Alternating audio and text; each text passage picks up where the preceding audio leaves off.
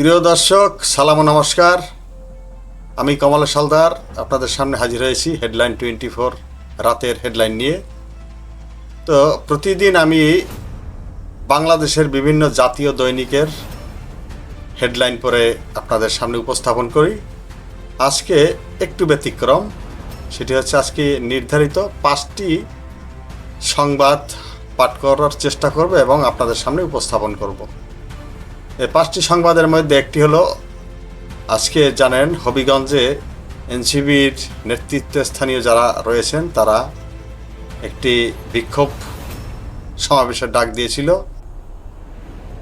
সেখানে সংঘাতের পরিস্থিতি, গতকাল সংঘাত সৃষ্টি হয়েছে। আজকে তারা মামলা করেছে একটি থানায় গিয়ে, সেই বিষয়ে খবর।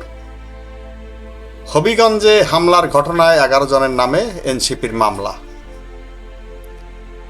অবশেষে হবিগঞ্জ জেলা ছাত্রদল সভাপতি শাহ রাজীব আহমেদ রিঙ্গন সহ 11 জনের নাম উল্লেখ করে 100 জনের বিরুদ্ধে মামলা দায়ের করা হয়েছে। বুধবার রাত 9টার দিকে এনসিপির ছাত্র সংগঠন জেলা ছাত্র শক্তির সমন্বয়ক তন্ময় তাহের রুবেল বাদী হয়ে বাহুবল উপজেলার কামাইছড়া ফাঁড়িতে মামলাটি দায়ের করেন। এ বিষয়ে আরেকটি কালের কণ্ঠের একটি ভিডিও দেখলাম যে ছাত্র দলের বিরুদ্ধে বিক্ষোভ, এনসিপি নেতাকর্মীদের পানি খাওয়ালো ছাত্র দল। এই বাংলাদেশটা আমরা চেয়েছি, দেখেন ছাত্র দলের ভাই বোনেরা, এর আগে তো ছোট ভাই বড় ভাই একসাথে আমরা আন্দোলন করেছি। এই সৌহার্দ্য, এই সম্প্রীতির বাংলাদেশটা আমরা চেয়েছি। এ বিষয়ে এনটিভি নিউজের প্রতিবেদনটি দেখুন। এই সরকার পুরনো পথেই, স্বৈরাচারের পথেই হাঁটছে।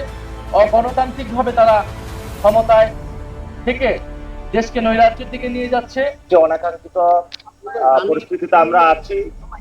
আমাদের গতকালকে একটি নির্ধারিত প্রোগ্রাম ছিল, আপনারা জানেন, পুরো বাংলাদেশে জুলাইয়ের বিচার এবং সংস্কার বাস্তবায়ন, গণভোটের রায় বাস্তবায়নের জন্য আমরা পুরো বাংলাদেশের মানুষের কাছে যাচ্ছি।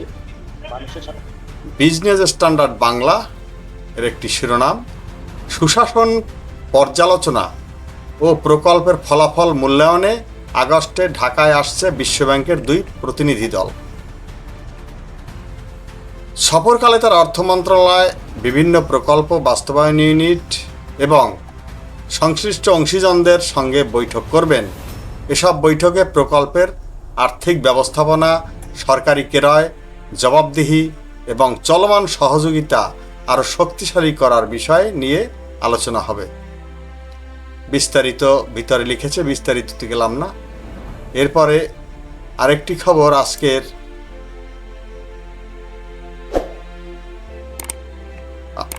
বাংলাদেশের প্রধানমন্ত্রী জনাব তারেক রহমানকে ভারতের প্রধানমন্ত্রী ব্রিক্স সম্মেলনে আমন্ত্রণ জানিয়েছেন।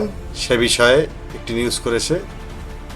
মোদির আমন্ত্রণ রিভিউ করছে ঢাকা, সময়ের আলো। বুধবার 29 জুলাই।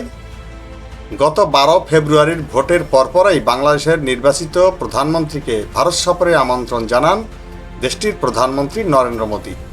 এরপর আগামী সেপ্টেম্বরে ভারতে ব্রিক্সের বিশ্বের উদীয়মান ও উন্নয়নশীল অর্থনৈতিক শক্তিগুলোর একটি অন্যতম প্রধান আন্তর্জাতিক জোট, যার নাম ব্রিক্স, 18তম সম্মেলন অনুষ্ঠানে যোগদানের জন্য প্রধানমন্ত্রী তারেক রহমানকে আনুষ্ঠানিক আমন্ত্রণ জানান ভারতের প্রধানমন্ত্রী। বাংলাদেশ সরকার প্রধানমন্ত্রীর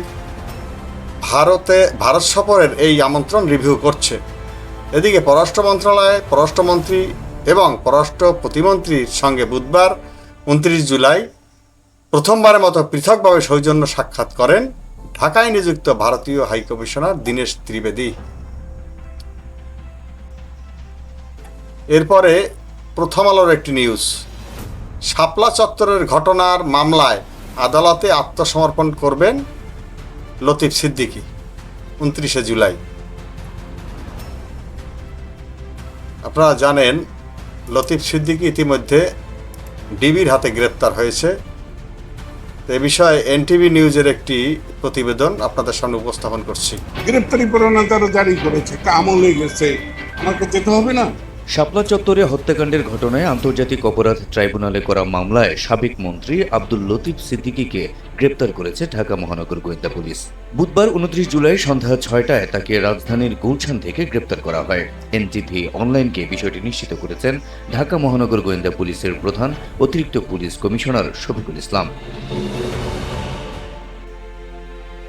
আরেকটি খবর, বাংলা ট্রিবিউনে তারা প্রতিবেদন করেছে, হেডলাইন করেছে এখানে ভারতীয় গরুর ভাগবাটোয়ারা নিয়ে বিএনপি জামায়াতের মারামারি।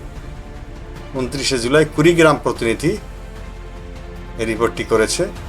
কুড়িগ্রামের রৌমারীতে কাস্টমস কর্তৃক আয়োজিত ভারতীয় গরুর নিলাম প্রক্রিয়ায় ভাগবাটোয়ারা নিয়ে মারামারিতে জড়িয়েছে বিএনপি ও জামায়াত ইসলামীর নেতাকর্মীরা। মঙ্গলবার 28 জুলাই দুপুরে উপজেলা চত্বরে এ ঘটনা ঘটে।